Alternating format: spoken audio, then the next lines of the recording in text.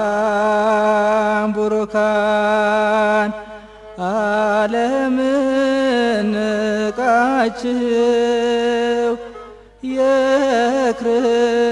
የክርስቶስን ፈለግ የተከተላችሁ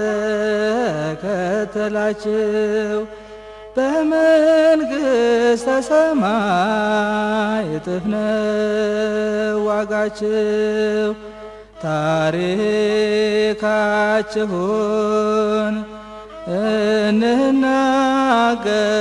እንናገራለን እምነታችሁንም እንመሰክራለን። በጸሎታችሁ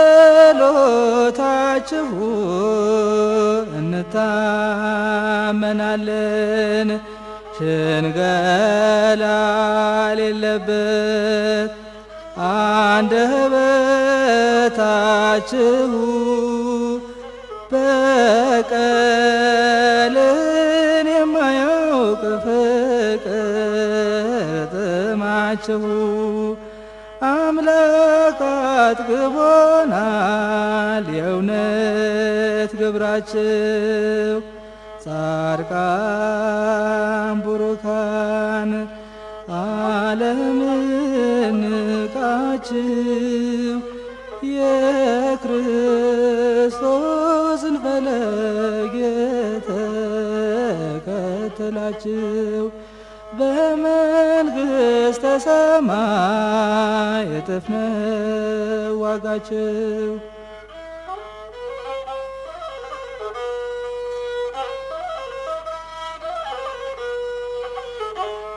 ሳልሳዊ ብፁዕ አቡነ ሽኖዳ እንዲህ አሉ። ኢዮብ ይከብር ዘንድ ለሌሎችም አርአያና ታላቅም ለትውልድ ሁሉ ምሳሌ ይሆን ዘንድ ሰይጣን ኢዮብን እንዲፈትነው እግዚአብሔር ፈቀደለት።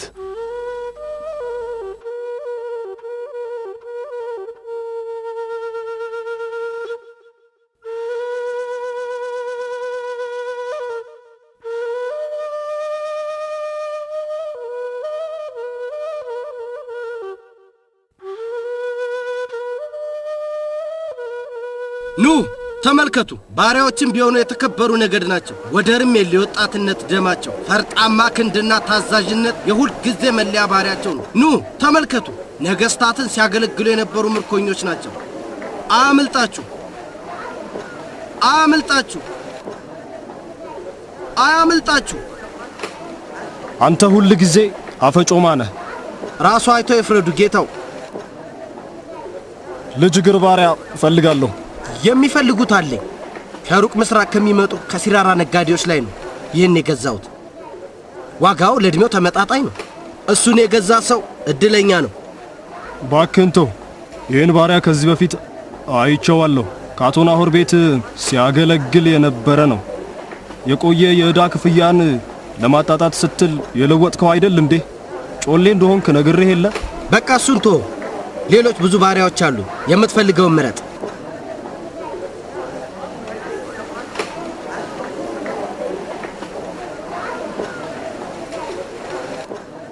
ይሄኛውን አሳየኝ። በጣም ምርጫ በጣም ጥሩ ነው። እንደ ፈረስ የፈረጠመ ነው።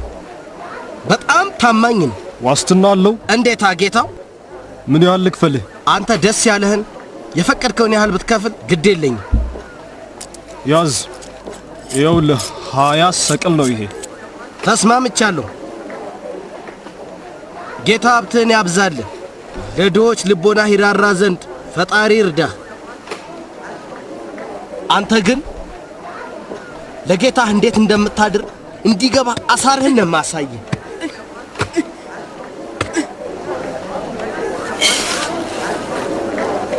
የስንዴ ኪሎ አልሞላም እኮ እንዴ! እጅን አስተካክል እንጂ። እንዲያውም ከልክ በላይ ነው የሰፈርኩልሽ። ካልፈለግሽ ሌላ ቦታ ሄደሽ ግዢ።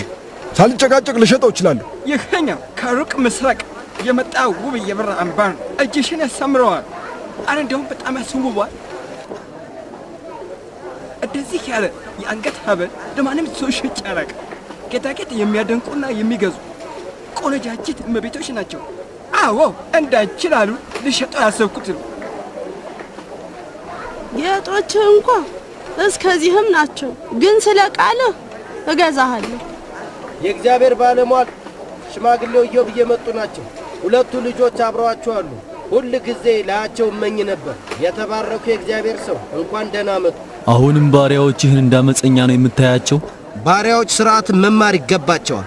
ምህረት ሊያደርግላቸው ልብህ ቦታ አለው? በዚህ በመገኘቶ ከብረናል።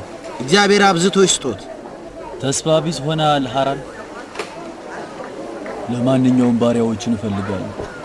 ለምን መጣህ? መልእክተኛ ልትልክብኝ ትችል ነበር፣ እኔም እልክልህ ነበር። አንተ ጌታችን ነህ። የሚያስፈልጉህን እመርጥልሃለሁ። ራሴ የሚያስፈልገኝን እመርጣለሁ። 3 መልካም ባሪያዎች አሉኝ። መልካም ቤተሰብን ሲያገለግሉ የነበሩ ናቸው። ይሄ መልካም ንግግር ነው። ምላሳት ስትናገር አይን እውነታውን ታያለች። በርከት ያሉ አገልጋዮችን ነው የምፈልገው። ውሰዳቸው። ካራቫን እዚህ እንደደረሰ ወደ አንተ ቤት እልካቸዋለሁ።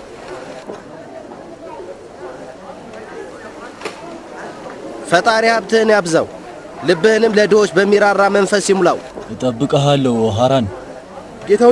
ጌታውዮ ተውት፣ ልጄን አውዲህ። ልጄ ለምን ነው እንደዚህ የጠራኸኝ? ልጄ እኔ እኮ ባሪያ ነኝ። ሁላችንም የእግዚአብሔር ባሪያዎች ነው። ውሰደኝ ጌታውዮ፣ ለሌላ እንዳይሸጠኝ ንገረው። ይህንን ነው የምትፈልገው? ባሪያዎችን እንደምትንከባከብ ሁላችንም እናውቃለን። ስምህ ማን ነው? ስሜ ቶፋር። ቶፋር? ከኔ ጋር ና ቶፋር። በዚህ በመገኘቶ ከብረናል። እግዚአብሔር አብዝቶ ይስጦት፣ ለድሆችም ልቦት በርህራሄ ይሞላ።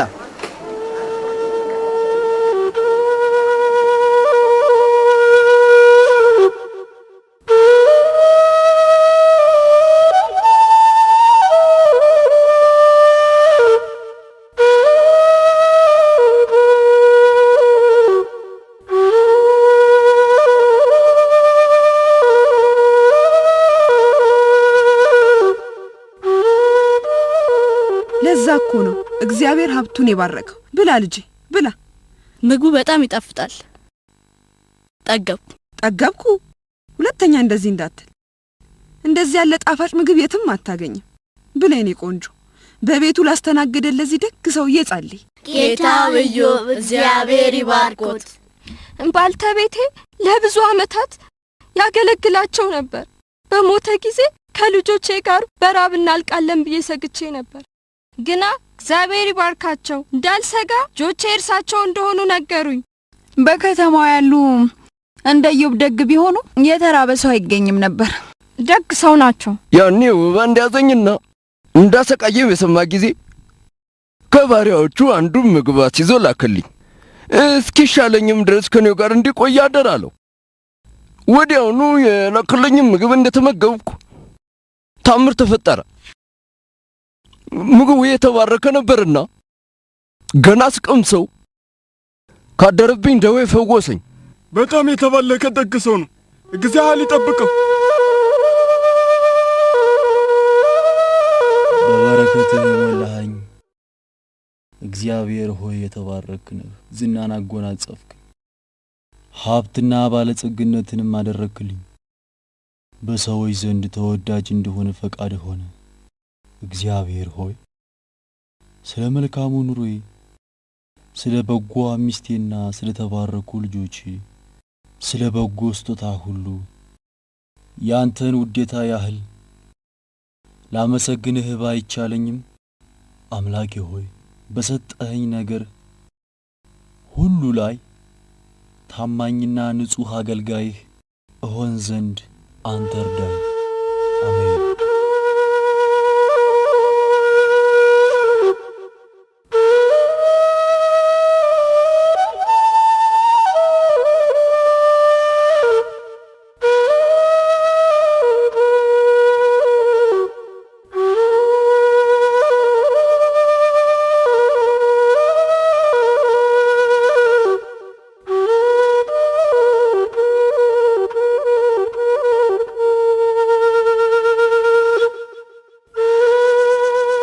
ጸጥታን ስላደፈረስኩ ይቅርታ አድርግልኝ። ባልንጀሮቹ ሊጠይቁ መጥተው ቆመው እየጠበቁ ነበር። አንተና ወንድሞችህ እነዚህን የእግዚአብሔር እንግዶች አደራችሁ እያንዳንዱን የኔ ቢጤ አስተናግዱልኝ። ከሚፈልጉት በላይ እንዲያገኙ አድርግ። ታውቃለህ አባቴ፣ የኔ ቢጤዎች ሲመገቡ ባያቸው ጊዜ በአይነ ውስጥ ሲፈካ የማየው ደስታ ከነርሱ ይልቅ ደስተኛ እንደሆንክ ይሰማኛል።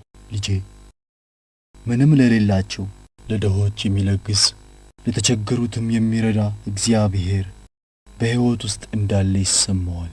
እንድታግዘኝ እፈልጋለሁ። የኔ ተራ ቀርቧል። ድግሱን ማዘጋጀት አለብን። ረስተኸዋል በል። እንዴት ረሳለሁ? ሰባተኛው ድግሳችን አይደል? አንተ ታላቀችን፣ ስለዚህ ባለ ሳምንት አንተ ነህ። በነገራችን ላይ እህቶቻችን ዋዜማውን በእኔ ቤት ይውላሉ። እንደምትመጣ ተስፋ አለኝ። በቂ ወይን አለ ወይስ የተወሰነ ልላክልህ? አይተው፣ ማጀቴ በፍጹም ጎድሎ አያውቅም። እዚህ ቆማችሁ ምን ትሰራላችሁ? ኑና አርዱኝ እንጂ። ብዙ እንግዶች ናቸው የመጡት። ሰራተኞች በቂ አይደሉም። አንተ ፍራፍሬ አቅርብላቸው፣ እኔ ወይኑን እቀዳላቸዋለሁ። ይኸውልህ ኢዮብ፣ ዓለም ከተፈጠረ ጊዜ ጀምሮ በድሎት የሚኖሩ ባለጠጎች አሉ።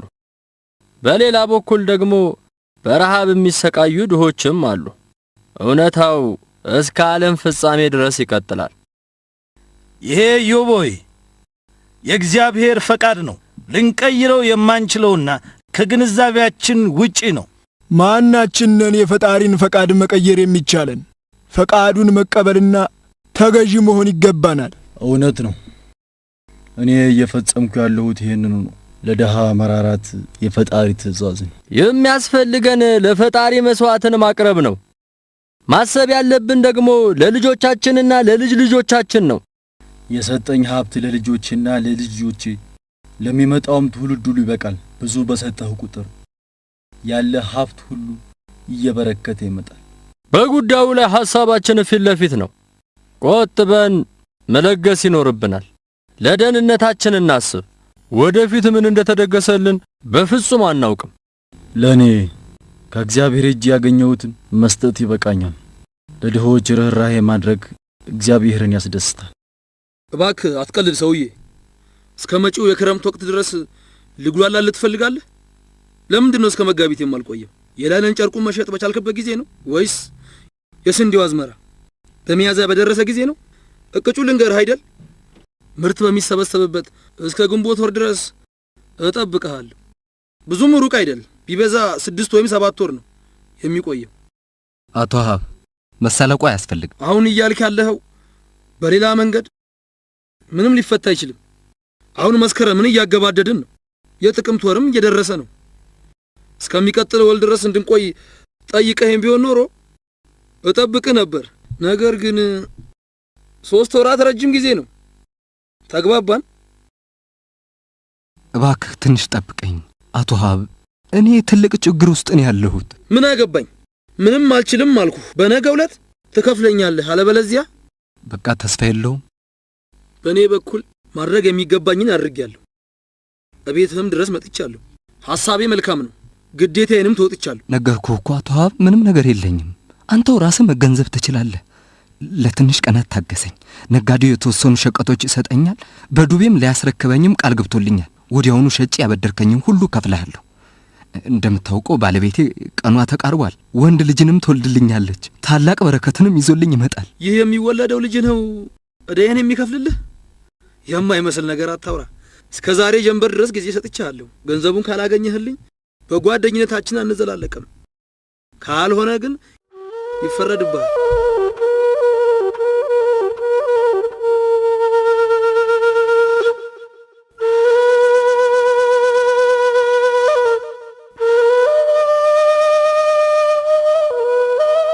አሁንም ሊታገስህ አልቻለም? አቶ ሀብ ምንም ሊያደርግልኝ አልቻለም። በተቸገርኩ ጊዜ ገንዘቡን አውጥቶ አበድሮኛል።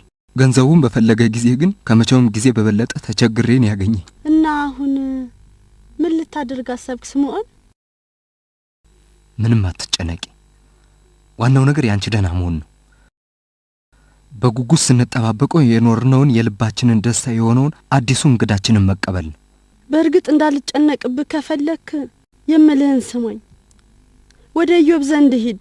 ወደ እርሱ ከሄድክ እርግጠኛ ነኝ በደስታ ወደ ቤት ትመለሳለህ። አቶ ኢዮብ እንደኔ ላለው ጊዜ ይኖረዋል ብለሽ ታስቢያለሽ? ለምን አይኖረውም? የእርሱን እርዳታ ለመጠየቅ አንተ የመጀመሪያም የመጨረሻም አይደለህም። እባክህ ወደ እርሱ ዘንድ ሂድ ስምዖን። ሂድና አቶ አሃብን ስላንተ እንዲያነጋግርልህ ጠይቀው። ትልቅም ይሁን ትንሽ አቶ ኢዮብን እምቢ የሚለው የለም። እባክህ እሺ በለኝ። ግን ሄጄ ምን እለዋለሁ? ችግርህን ሁሉ ንገረኝ፣ ምክሬን እንድለግስህና እግዚአብሔር እንዲረዳኝ ነው ወይስ ትጠራጠራለህ? ይህንማ የምጠራጠር ቢሆን ከነ ችግሬ ወደ እርሶ ባልመጣሁ ነበር። ችግርህን መጋራት የምችል ከሆነ አደርገዋለሁ። ችግርህ ምንድን ነው? ገንዘብ ባራጣ ተበድሬ ነበር።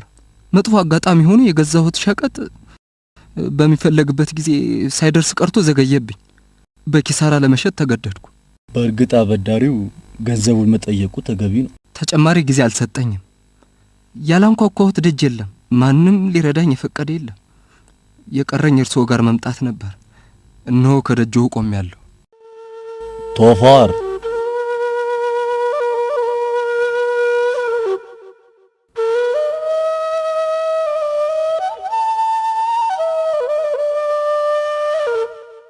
ቃልህን ታከብር ዘንድ እርግጠኛ ልትሆን ይገባ ነበር።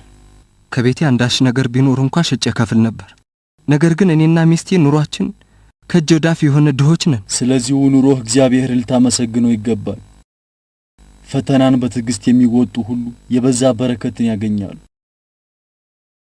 እንካ ይሄንን ዕዳህን መልሰህ ክፈል። የንግድ ስራህንም እንደገና ጀምር። ምን እንደምል አላውቅም። ምንም አያስፈልግም።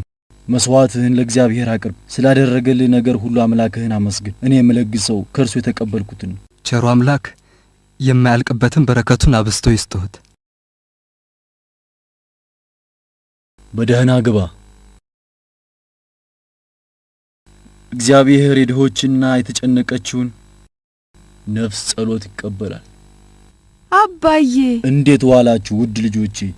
ናፍቃችሁኝ የለም እንዴ? ከልጆቹ ጋር የምታሳልፈው ጊዜ መቻለህ? ለእነርሱም እኮ የተወሰነ ጊዜ ሊኖር ይገባል። ምን እያልሽ ነው? ከልጆቼ ሌላ ምን አለኝና? ጊዜህን ከእነርሱ ጋር ታሳልፍ ዘንድ ድሆችና የተቸገሩ አሉልህ። ከፈጣሪ የተቀበልኩትን ለድሆችና ለተቸገሩት በመለገሴ ከምታማርሪ ይልቅ ቤታችንን በበረከት ያትረፈረፈውን እግዚአብሔርን አመስግኝ። ልጆችን ጠይቂያችሁ ፍላጎታችሁን አጓድዬ ያውቃለሁ። አንተ እኮ ሁሌም ለኛ ደግ ነህ አባዬ። ይኸውልሻ ድሆችን ትረዳ ባየን ጊዜ ሀብታችን ለምን እየበረከተ እንደሄደ ገባን። ሀብታችን የበዛው ፈጣሪ ስለተደሰተብን ነው። በእርግጥ እነርሱ ምን ሊሉ ይችላሉ? ልጆች አይደሉ? ለድግስ ዝግጅት የመረጥክልኝን ጥጃ ለመውሰድ አስቤ ነበር የመጣሁት። የመደገሱ ተራ አንተ ሲሆን የፈለግከውን ጥጃ ውሰድ። አባዬ ይቅርታህንና ከመስኩ ላይ የሰባውን ወጥጤ አንድ ለኔ ወስጄ ለወንድሞቼም ድርሻቸውን አከፋፍላለሁ። ለእህቶቻችሁሳ? 3 ትንንሽ ጠቦት ይሰጣቸዋል። በከተማው ብዙ ድሆች አሉ። ጥሩ ሰዎች ናቸው። እያንዳንዳቸውን ባየው ጊዜ ልቤ በሐዘን ይሞላል። መርዳት እንዳለብኝም ሕሊናዬ ይጎተጉተኛል። ምን እንደተፈጠረ ታውቃለህ? ከጥቂት ቀናት በፊት አንድ አረጋዊ ሰው ከኔ ዘንድ መጥተው ነበር። ከ90 ዓመት በላይ ይሆናቸዋል። እንዲህ አሉኝ፣ እባክህ ልጄ አቶ ኢዮብ ይረዳኝ ዘንድ ጠይቅልኝ፣ ከጥቂት ቀናት በኋላ አገባለሁ። አይገርምም? 90 ዓመት ከሞላቸው በኋላ ሊያገቡ። በጣም የሚገርመው ደግሞ የሚያገቧት ሴትዮ ከ80 ዓመት በላይ መሆናቸው ነው። ጥሩ ሰዎች እንደሆኑ ነግሬያቸው የለ? በቃ በጄ የነበረኝን ሁሉ ሰጠኋቸው። በጣም ፈነደቁ። እባክህ አንድ ወይም 2 ልጆች እንዲሰጠኝና የልጅ ልጆቼን እንዳይጸልይልኝ አሉኝ። ሳቁ ይበቃችኋል። የወራው አዝመራ ደርሷል። ብዙ ስራ ይጠብቀናል። የዚህ ዓመት አዝመራ ካለፈው ዓመት ይልቅ እጅግ ያማረ ነው። ሰራተኞችንም መቆጣጠር ይገባናል። ልክ ነው ወንድሜ። ማሳው ላይ ይሰማራሉ ነው ከብቶቻቸውን ያግዳሉ። የበጎቹ መንጋ ብቻውን ከ7000 በላይ ነው። በተጨማሪም 3000 ግመሎች፣ 5000 ጥንድ ላሞች አሉ። 5000 አህዮችም አሉ። ሰራተኞቻችን በየፊናቸው አሰማርተን በስርዓት ልንከባከባቸው ይገባል።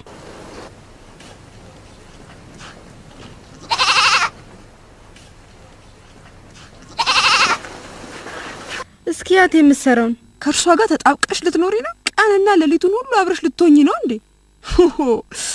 በሽተኛ ነበረች፣ ልንከባከባት ይገባል። አሁን እንኳን እንደ ፈረስ ነው የፈረጠመችው። ጋዝ ውስጥ አስገቢያትና ወደ ሽመናው እንሂድ። ምን ይመስልሻል ፍየሌ? ብቻሽን ልተውሽና ከነሱ ጋር ልጅ ምናሽ ይሄው ነው በቃ ይሁን። አይኒውድ ምን አለችሽ? እነሱን ታያቸውና ከኔ ጋር ሁኚ። ኧረ እባክሽ ያጀ ተረይቺ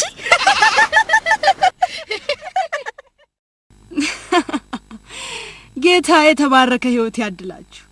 አንተም ልጆቻቸውን ለማየት ያብቃህ። ለኔ እግዚአብሔር በእነርሱ መደሰቱ ማየት ይበቃኛል። ለኔ በህይወቴ ሙሉ የሚያስደስተኝ የልጆቼ ነገር ነው። የልጆቼን ደስታ ከዓይናቸው ሳነብ ከዚህ በላይ የሚያስደስተኝ ነገር ሌላ ነገር እንደሌለ ይሰማኛል። ለኔ ይሄ ይበቃኛል። እግዚአብሔር የተደሰተበት ማንንም ቢሆን የተባረከ መልካም ልጅን ይሰጠዋል። ልክ ነሽ። ለባሪያህ ለኢዮብ አብስተ የሰጠህ እግዚአብሔር የተባረክ ነህ። እግዚአብሔር ሆይ ተመስገን። እግዚአብሔር ይመስገን። ማመን አልችልም። ከዚህ ሁሉ ዓመታት በኋላ እግዚአብሔር የልቤን መሻት አይቶ ፈጸመልኝ። እንደማናቸውም አይነት ልጅ ሳይሆን የውበት ተምሳሌት ነው። ደህና ሆነሽ የለ እንዴ? ልጁ በረከት ይዞልሽ ይግባ። እንኳን ደስ ያለ ባክህ። ሁላችሁንም አመሰግናችኋለሁ። እግዚአብሔር ያክብርልኝ። ይባርክልሽ። ስሙን ማን አልሽው? እንዴት ዋላችሁ? እንኳን ደስ ያለ። ፈጣሪ ልጆችህን ያብዛል። አመሰግናለሁ ዮሴፍ። በረከትና መልካም ዕድልን ያምጣል። አመሰግናለሁ። እናንተንም ደስታውን ያጎናጽፋችሁ። እግዚአብሔር ይባርክህ ስምዖን። ወይኔ አምላኬ፣ ይሄ ትልቅ መባረክ ነው። እግዚአብሔር ይባርክህ፣ የተባረኩ ልጆችን ይስጥህ። እርሶ እኔ ቤት መጡ። በራስዎ ፈቃድ የደስታዬ ተካፋይ ሊሆኑ መጡ። ሁሉን ታገኝ ዘንድ ይገባሃል። ስምዖን፣ በደጅ አቁመህ ልታውለኝ እንዳይሆን። ይቅርታ ያድርጉልኝ። እባክዎን ወደ ውስጥ ይግቡ። አቶ ኢዮብ፣ እርሶ እኮ የጭቅ ቀን ዋሴ ነዎት። እንዴት ታድለሃል ባክህ! አቶ ኢዮብ በአንተ ቤት ድንቅ ነገር ነው። አቶ ኢዮብ ሊጠይቁ መምጣቶ መባረክ ነው። ይመጣሉ ብዬ አልም ያላውቅም ነበር። ይሄ እግዚአብሔር ፈቃድ ነው ስምዖን። እግዚአብሔር ይባርኮት አቶ ኢዮብ። የእርሶ በጣሪያችን ስር መገኘት ለኛ ታላቅ ክብር ነው። ለምን ከራስ ቤትሽ ወጣሽ? ምንም አይደል። ሌላው ቢቀር ቀና ብዬ ልቀበሎት እንጂ መምጣቶ ለኛ ታላቅ ክብር ነው። እግዚአብሔር ይባርክልኝ ዘንድ እጆትን ጭነው ይባርኩልኝ። እኔ የምልህ ስሙን ማን ብለህ ጠራኸው? ኢዮብ ብዬዋለሁ። ኢዮብ? እግዚአብሔር ይባርክ። አቶ ኢዮብ በጣም ለጋስ ኖት። የእስካሁን እኮ በቂ ነው። እግዚአብሔር ይባርከው። አቶ ኤሊሁ፣ በመጨረሻ ልትጠይቁ ይመጣችሁ? የአቶ ኢዮብን ቤት መጎብኘት መባረክ ነው። ቤትህ በእንግዳ ተቀባይነቱ የታወቀ ነው። እንኳን ደህና መጣችሁ። እንግዲህ ቤቴ ቤታችሁ ነው። አንተ ከልጄ ጋር በእድሜ እኩያ ነህ። ሆኖም ግን እግዚአብሔር የታላላቆችን ጥበብ እንደገለጸልህ ይሰማኛል። ያንተን ያህል አንደበተ ርቱዕ የለም አቶ ኢዮብ። ይህንን ጥበብ የቀሰምነው ከአንደበት ነው። እሱ ለማለት የፈለገው ሳባውያንና ኬልቆዳውያን ሀገሩን ሁሉ እየወጉ ነው። ያገኙትን በግና ገመል ሁሉ መዝረፍ ጀምረዋል። ነገር ግን አብዛኞቹ ባሮች ለጥበቃ ሥራ ብቁ የሆኑ አይደሉም። እናም አንድ ቀን መዘረፋችን አይቀሬ ነው። ስለዚህ ነገር ምን ትላለህ ኢዮብ? ያለኝ ንብረት ሁሉ በእግዚአብሔር ጥባቆት ውስጥ ነው። ንብረቴን የሚጠብቅ እርሱ ነው። ጠጡ እንጂ አቶ ኤልፋዝ፣ ፍራፍሬዎች ጥራት ያላቸው ናቸው። ይህችን ከለመድንማ ሁሌም ከደጅህ አንጠፋም። ቤታችሁ አይደል እንዴ? ያዝ እንጂ። ጨዋታችሁን ስላቋረጥን ይቅርታ። የአባቴ ወዳጆች ሊጎበኙን በመጡ ጊዜ ዝግጅት እናደርጋለን። ምን አይነት ዝግጅት ይሆን? ባለሟሉ ቶፋር የተሰማውን ደስታ ለመግለጽ ፍቃድህን እንድንጠይቅለት ጠይቆናል። ጥሩ ነው፣ ይሁን፣ ፈቅጃለሁ።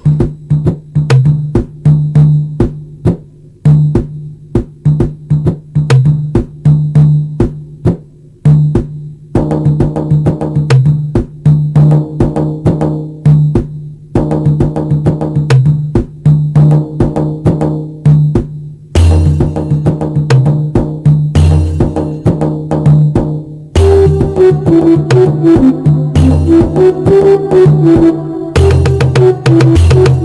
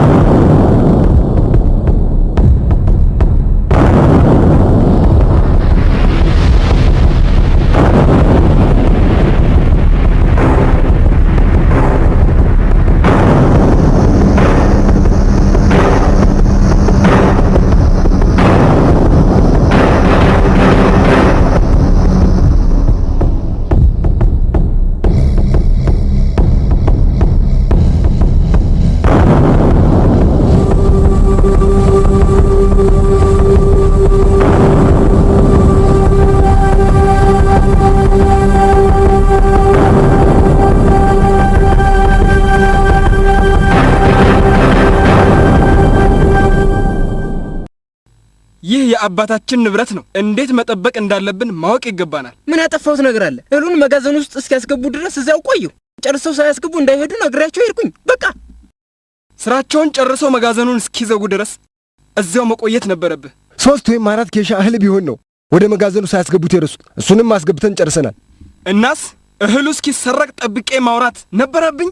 ማንም ሰው ወደ አባታችን መጋዘን ድርሽ የሚል እንደሌለ ታውቃለህ። ኧረ ተው ያውራ። እንዲህ የሚያነጫንጨው ታላቃችን ስለሆነና በእኛ ላይ አዛዥ መሆን ስለሚያምረው ነው። ከዚህ በኋላ ቃል ብትተነፍስ አሳይሃለሁ። ኧረ እባክህ ምን ልታመጣ? ታላቅህን እንዴት እንደምታከብር አስተምርሃለሁ።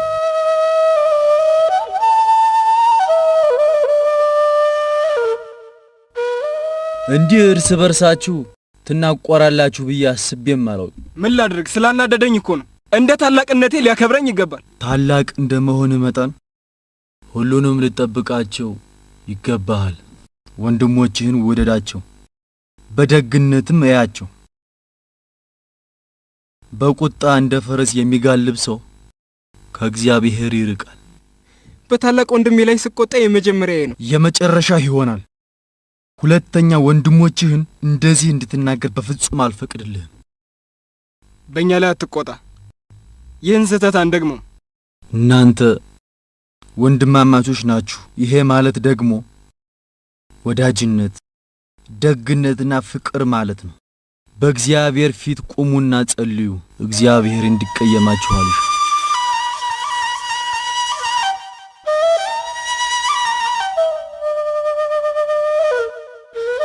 ነገ የሳምንቱ መጀመሪያ ነው። ታላቁ ልጅህ ለወንድሙ የቤተ ዘመድ ድግስ ያዘጋጃል። አብረሻቸው አትሄጂም እንዴ? ትሄድ ወይም አትሄድ እንደሆነ ጠይቃለሁ እያልኩ ሳስብ ነበር። እህቶቻቸውን ይውሰዷቸው። ማልጄ ወደ ተራራው መውጣት አለብኝ። ለእግዚአብሔር መስዋዕት ልታቀርብ ነው? ስለ ልጆቼ በፊቱ መጸለይና መስዋዕት ማቅረብ ይገባኛል። ከልጆቼ አንዳቸው እግዚአብሔርን በልባቸው በድለውት ይሆናል። ልጆች ትእዛዙን ያውቃሉ። በስራቸው መደሰት በቂ ነው። ምንም ማለት አይደለም። ቁም ነገሩ እግዚአብሔር መደሰቱ ነው። ለምንድን ነው የወጣሽው? መንገድ ትሄድ ከቤት አትውጪ ብዬ ከዚህ በፊት ነግሬሻል ነበር። አንዲት ቅንጣት ስንዴ በቤታችን የለን። ልጆችም በረሃብ ተቆሉ። ለምን ይመስልሻል ታዲያ? የምንከራተተው ላንቺና ለልጆች አይደል? ረሃባችንን ላስታግስ ብዬ ነው። ቢሆንም ያለኔ ፍቃድ በየሰፈሩ መዞሩን ተይ ብያል ነበር። እባክህ ይቅር በለኝ። ሁለተኛ አላደርገውም። በቤታችን እርኩስ መንፈስ አይግባ። አንቺ ነሽ በየቦታው እየቀላወሽ ያመጣሽው። ልክ ነው ማገባሽ።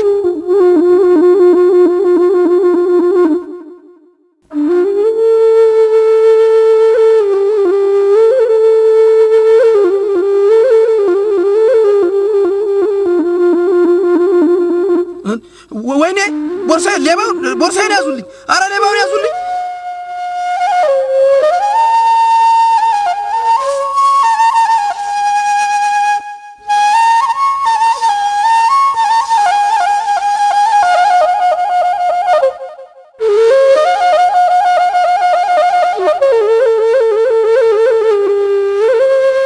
ስማኝ ቶፋር፣ ወደ ልጆቼ ሄደህ በዛው እንድትቆይ ይፈልጋሉ። ግብዣው ሲጠናቀቅ ሴቶቹን ይዘልኝና። እሺ ጌታውየው። ጉዞ ስላደከመኝ መምጣት እንዳልቻልኩ ንገርልኝ። አሁኑን ወደዚያው ሄዳለሁ። ደግሞሃል እንደዩ? ኧረ የለም፣ እረፍት ግን ያስፈልገኛል። ችግር አለ እንደዩ? እንጃ፣ ብቻ እንዲሁ ሰጋው። ስለ እነርሱ ምንም አትስጋ። ጥንቁቅ ልጆች ናቸው። በጎነት የፍቅርና የቅድስናን ፍሬ ታፈራ ዘንድ ጥበቃ እንደሚያስፈልጋት ተክል ናት። በጎነት የፍቅርና የቅድስናን ፍሬ ታፈራ ዘንድ ጥበቃ እንደሚያስፈልጋት ተክል ናት።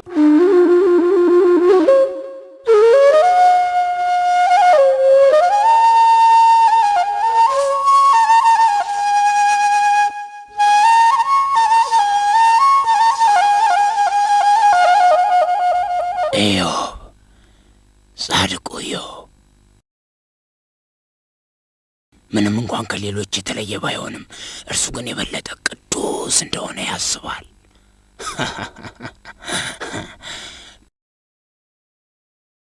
በእጄ ያስገባሁት ዕለት ግን በበረከት የሞላውን እግዚአብሔርን እንዲሳደብ አድርገው ነበር። ነገር ግን ኢዮብ በእግዚአብሔር ጥባቆት ስር ነውና አጠገቡ እንኳን ልደርስ አይቻለኝም።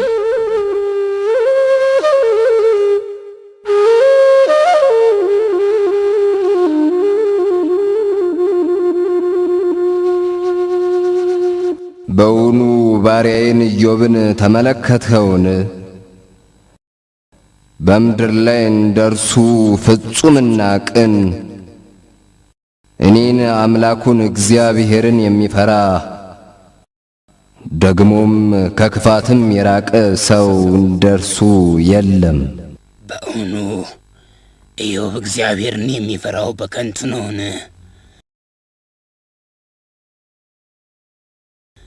እርሱንና ቤቱን በዙሪያውም ያሉትን ሁሉ አላጠርክለትምን? የእጁን ሥራ ባርከህለታል፣ ከብቱም በምድር ላይ በስቷል። ባለጸጋ ሁሉ ካለው ሀብት የተነሳ ሁሌም ይደሰታል። ኢዮብም በዚህ ደስታን ያደርጋል፣ ለጌታውም ታምኗል። ነገር ግን እጅህን ዘርግተህ ያለውን ሁሉ ዳስ፣ በእውነት በፊትህ ይሰድብሃል። እነሆ ለእርሱ ያለውን ሁሉ በእጅህ ነው፣ ነገር ግን በእርሱ ላይ እጅህን በፍጹም እንዳትዘረጋ። ኢዮብና ለእርሱ የሆነው ሁሉ በእጄ ሆነ፣ በእጄ ገባ።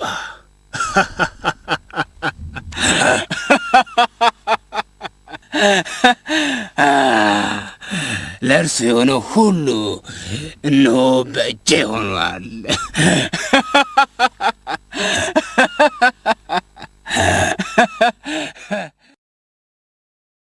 ቁራጭ ሙዳ ስጋ እንኳን መብላት አልቻልኩም። ከዚህ በላይ ምን ልትበላ ትፈልጋለህ? የጥጃውን ግማሽ እኮ ነው ስልቅጥ ያደረግከው። ከአጥንት በስተቀር አላስቀረህልንም። እኔ ስበላ የተኛህ አትመስልም? አንተ አይደለህም የጥጃውን ግማሽ ዋጥከው? ዋጥ ይሉ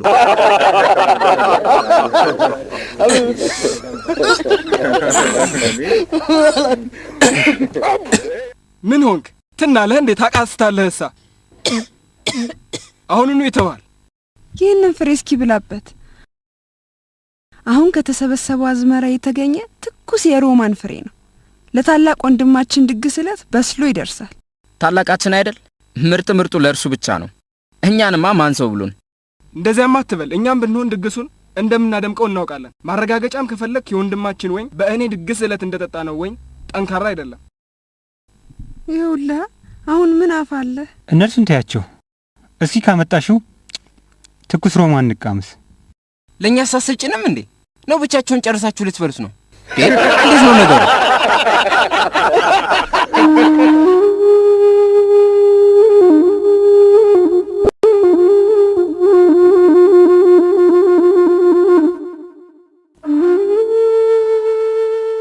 የኦጽ ምድር በሀብት የበለጸገ ቢሆንም እስካሁን ግን ወደዚች ምድር ድርሽም አላል። የእርሱን አንዳችም ንብረት የነካ ሰው የተረገመ ይሆናል። ምስራቃውያን እንደሚሉትማ ይህ የተቀየመው ተቅበዝባዥ ነው፣ በምድርም ሰላምን አያገኝም። ትክክል። አምላኩም ይጠብቀዋል፣ ጠላቶቹንም በእጁ ይጥልለታል። የእርሱስ እርግማን አያድርስ ነው። የምን እርግማን ነው የምታወሩት? ከተተናኮሏቸው እርግማናቸው የሚደርሰውስ የቻዳውያን ነው። እኔ ማለቴ ዝም በል! እያንዳንዳችሁ ትእዛዜን ብቻ ተከተሉ። እርግማንን የሚፈራ ቻዳዊ በመካከላችን ቦታ አይኖረው። እኔ በፍጹም ፈርቻ አላውቅ፣ አልፈራም። እንደዚያ ከሆነ የአቶ ኢዮብን ንብረት ለመዝረፍ ተዘጋጁ።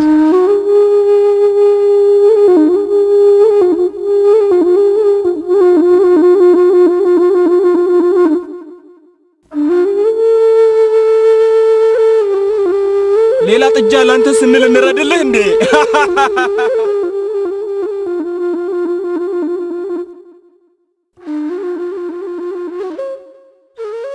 አየሩ በጣም እየቀዘቀዘ ነው። ወደ ውስጥ ንግባ። ልክ ነህ። አንድም ደመና ሳይኖር ዝናቡን ሊወርደው ነው። ተነሱ እንሂድ። ተነሱ፣ ውስጥ ገብተን እንጫወት።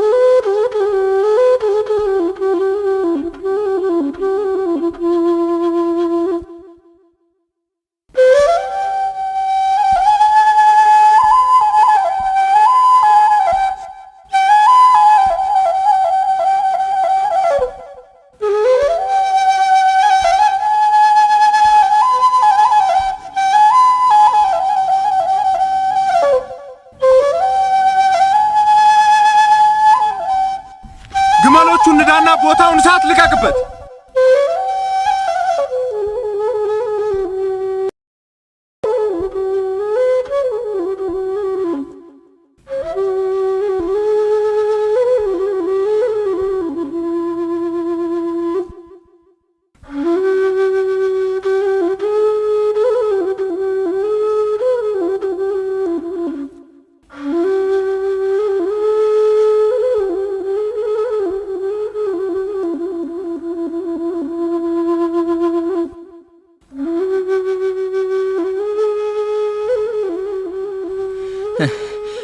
በህይወቴ እንደዛሬዋ አስፈሪ ጊዜ አላየሁም። የቤቱ ግድግዳ ሲርድ ይሰማኛል። እግዚአብሔር ይርዳን። ረኔ ፈራሁ። ወደ ቤት እንሂድ። አሁን ወደ ቤት እንዴት መሄድ እንችላለን? መብረቁና ውሽንፍሩ ሲያጓራ አይሰማሽም? አሁን ወደ ውጭ መውጣት አደጋለሁ። ትክክል ነህ። በዚህ ድፍ ዝናብ መውጣት ሞት ያስከትላል። እርግጠኛ ነኝ ይቺ ምሽት በሰላም ታልፋለች። ውሽንፍሩና ዝናቡ ሌሊቱን ሙሉ አይቀጥልም። መንጋቱ አይቀርም። ደመናውም ይገፈፋል። ፀሐይም ትወጣለች። እሺ አይዟችሁ። ይቺ ሌሊት አልፋ ንጋትን የምናይ ይመስላል። አምላኬ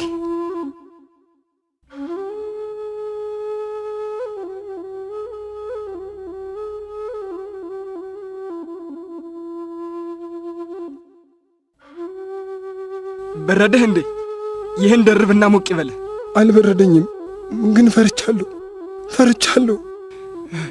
እኔም ፈርቻለሁ፣ ግን ፈጣሪ ከኛ ጋር ነው። ምናልባት እግዚአብሔር በእኛ ተቀይሞ ይሆናል። ኃጢአት ሰርተን ቢሆንስ?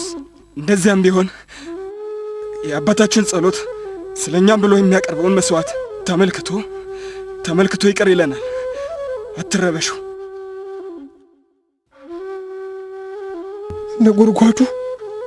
ነጎድጓዱ እንዴት እየበረታ እንደሄደ ይሰማል። ነፋሱን እየበረታ ከሄደ ቤቱ ሊቋቋመው አይችልም።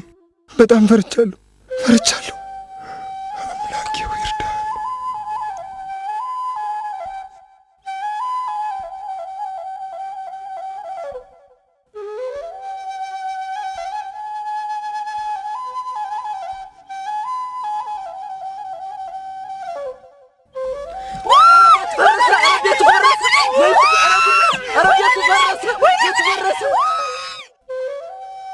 የተቀሩት ባሪያዎችስ? የሳባ ሰዎች አደጋ ጣሉ። በሬዎችም ያርሱ፣ አህዮችም ተሰማርተው ነበር። ነዷቸው፣ ብላቴኖችንም ገደሉ። እኔም ብቻዬን አመለጥኩ። የእግዚአብሔር እሳት ወደቀች፣ በጎቹንም አቃጠለች፣ ጠባቂዎቹን በላች፣ መስኩን በወረደው ሰደድ እሳት ለበለበችው። እኔም ነግርህ ዘንድ ብቻዬን አመለጥኩ። ዘቦችን አብዝተህ ታሰማራ ዘንድ ብዙ ጊዜ መከሩ፣ ነገር ግን ምክራቸውን አሻፈረኛል። ይኸው አሁን ጉድ ተሰራ። በሬዎቹ ተሰረቁ፣ ባሪያዎቹንም ገደሏቸው። አንተ ግን ምንም ማድረግ አልቻልክም። ያልታሰበ ዱብዳ ነው። ሰው እጁን ሲሰነዝርብኝ የመጀመሪያ ጊዜ ነው። ይድረሱልን ጌታው ኢዮብ፣ ከለዳውያን ነው። በግመሎቹ ላይ አደጋ ጣሉ፣ ወሰዷቸውም። ርኅራኄ የሌላቸው ጨካኞች ናቸው። ባሪያዎቹስ? ሁሉንም ገደሏቸው። እኔም ብቻዬን አመለጥኩ። ራሳችሁን እንዴት መከላከል አልቻላችሁ? በሦስት ረድፍ ተከፍለው መላወሻ አሳጡነ። ልንቋቋማቸው አልቻልም። ምን አይነት ፍርጃ ነው! ተዋረድን። የሚያሳስበኝ የልጆቼ ነገር ነው። ከዚህ ቀውስ ለመውጣት የእነርሱ እርዳታ ያስፈልገኛል። የታሉ ልጆች? ካንተ ጋር ያልመጡ ለምንድን ነው? ተናገር እንጂ ምን ይዘጋሃል?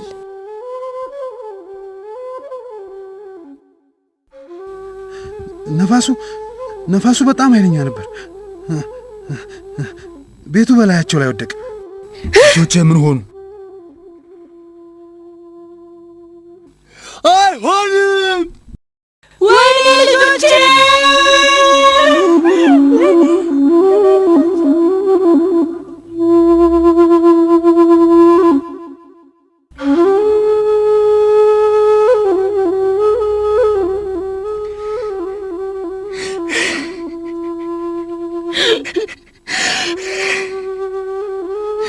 አይሆንም!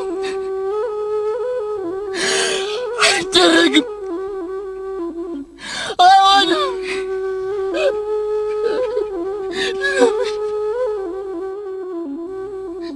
ለምን?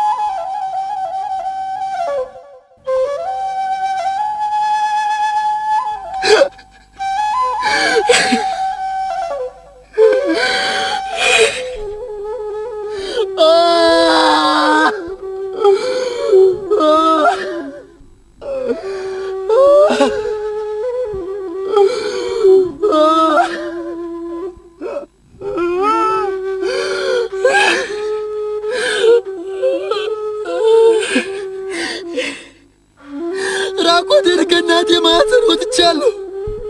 ራቆቴን ወደዚያው እመለሳለሁ። እግዚአብሔር ሰጠ፣ እግዚአብሔር ነሳ። የእግዚአብሔር ስም የተመሰገነ የተባረከ ይሁን።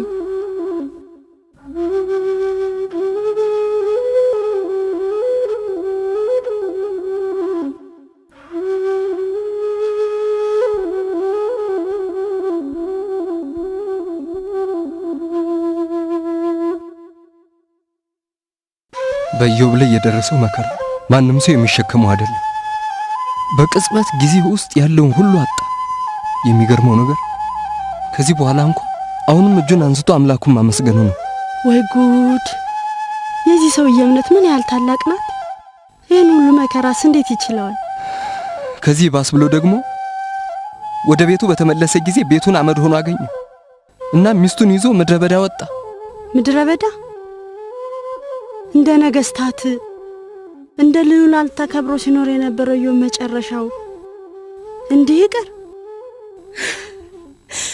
ውድ ልጆቼ ሁላችሁንም አጣሁ። ወይኔ ልጆቼ፣ ረሃቤና ጥማት የሆናችሁብኝ። ወይኔ ልጆቼ፣ ባዶዬን አስቀራችሁኝ። ወይኔ ልጆቼ፣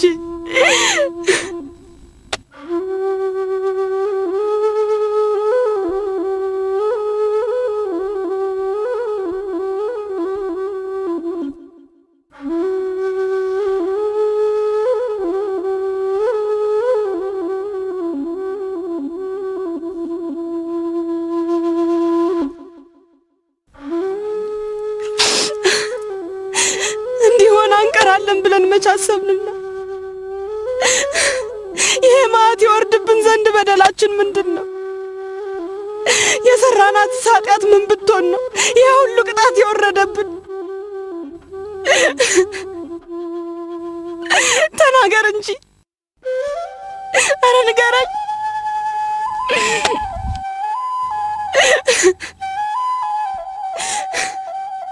ልቤ ይጽናና ዘንድ ቃልህን ተናገር፣ ሌሎቹን የምትረዳ ሁሌም ሩሩህና ጥበበኛ አይደለህ?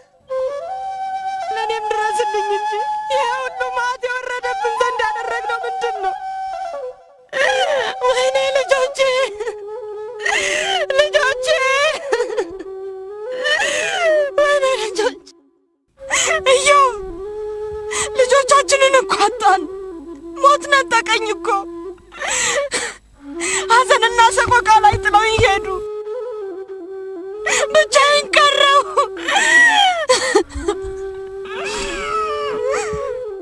ታገሽ እስኪ። ከመታገስ ውጭ የቀረ ነገር አለ? ትዕግስት የትኛውን መከራ ለማስታመም ነው? ካሁን በኋላ ባለጠግነት የለም። በመከራችን ጊዜም የሚረዱንና የሚያጽናኑን ልጆች የሉንም። ሕይወት ምንኛ መራራ ናት።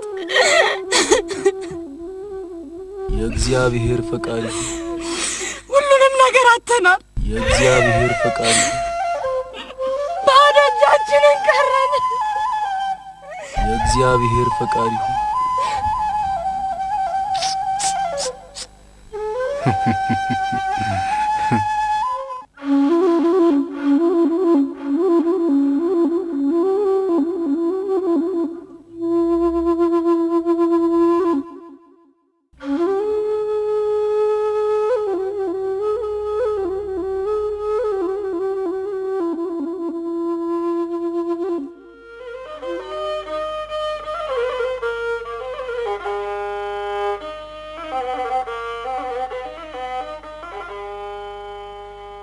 የሀብቴ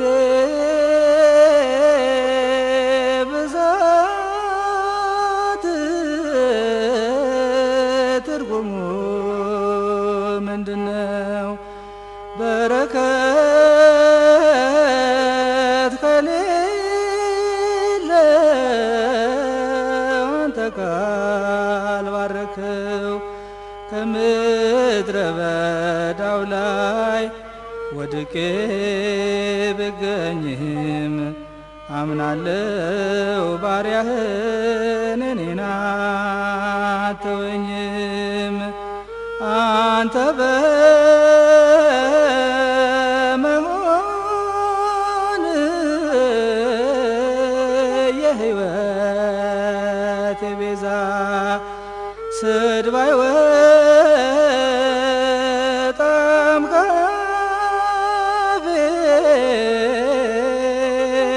መከራው ይበዛ። ምንም እንኳን ብራብ ቁራሽ እንደሌለው አምናለው አምላኬ ያንተ ቃል ምግቤ ነው።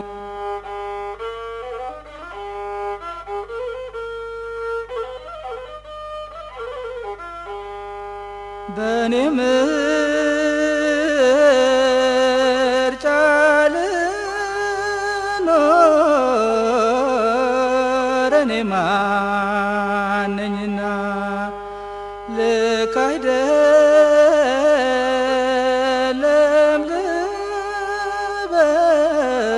ልበል ያስያዝከኝ ጎዳና አንተ አትሳሳትም፣ የፈቀድከው ይሁን። ከዓይኖች አታርቀኝ፣ ከእግር በታች ልሁን።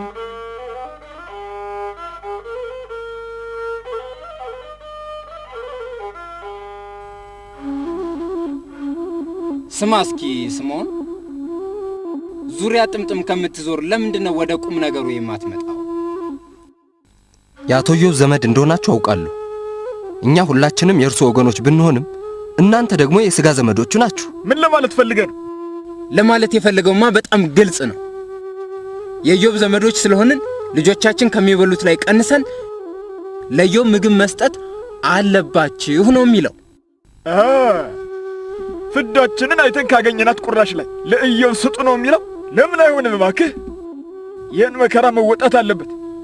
ልጆቻችን ከብርድ የሚያስጥላቸው ልብስ ወይም ረሃባቸውን ለማስታገስ ቁራሽ ስለማግኘታቸው ምንም የሚያሳስብ ነገር የለም። ይህን አይደለም ያልከው? ከህዝቡ ጥቂት ገንዘብ ለማሰባሰብ ሞክሬያለሁ። እንደ ቤተሰብነታችሁ እንድትሳተፉ አስቤ ነው። አንተ ከምታውቀው በላይ ብጥር አድርገን ኢዮብን እናውቀዋለን። ምጽዋትን አይቀበል። ምጽዋት? የምን ምጽዋት ነው የምትሉት? ኢዮብ ሁላችንን ምን ይረዳል? ስንቸገር አግዞናል። ድሃ አደጎችንና የተቸገሩትን ነበር ሲረዳ የኖረው። መጠለያ ያጡትን በቤቱ አስተናግዶ ከልክ በላይ በደግነት ለግሷቸዋል። ኢዮብ የእግዚአብሔርን ትእዛዝ ነው የፈጸመው። እንደዚህ አድርጎ ቢሆንማ ኖሮ ይሄ ሁሉ መከራ ባልደረሰበት ነበር። ስማ፣ አንተ ለኢዮብ እንዳዘንክለት ሁሉ የኛም ልብ ደምቷል። ነገር ግን ይሄ የእግዚአብሔር ፍቃድ ነው። እኛ በበኩላችን ምንም ነገር ማድረግ አንችልም። ሆኖም ግን ጌታ ምሕረቱን እንዲያወርድለትና ደግሞ እንዲምረው በጸሎታችን ለመጠየቅ የመጀመሪያዎቹ እንሆናለን። ጌታ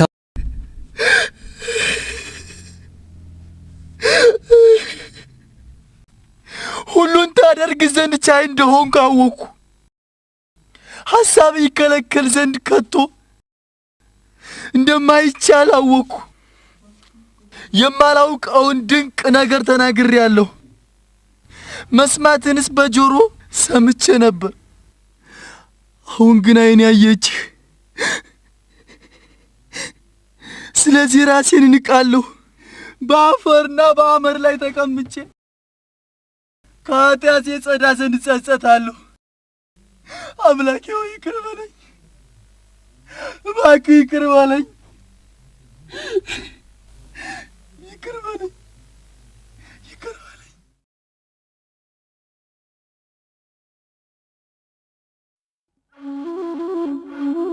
እግዚአብሔርም ኢዮብን ይቅር አለው። ኤልፋዝና ሁለቱ ባልንጀሮቹን አዘዛቸው። 7 ወይፈኖችና 7 አውራ በጎች ይዘው ወደ እግዚአብሔር ሰው ወደ ኢዮብ ዘንድ እንዲሄዱ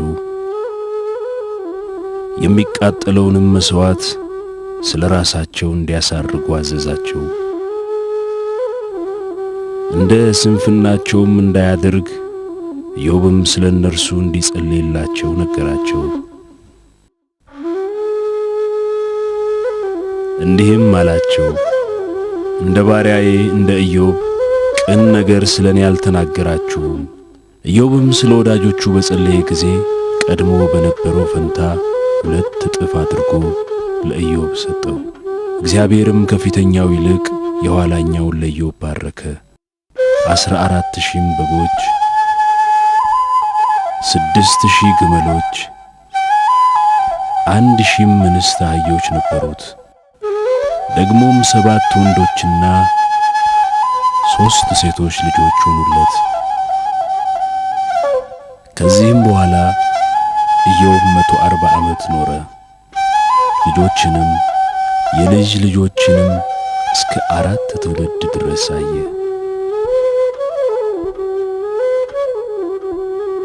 ኢዮብም ሸምግሎ ዕድሜም ጠግቦ በሥጋ ሞት አረፈ። የአባታችን የጻድቁ የኢዮብ ጸሎትና በረከት ለዘላለሙ በእኛ ላይ አድሮብን ይኖር፣ አሜን።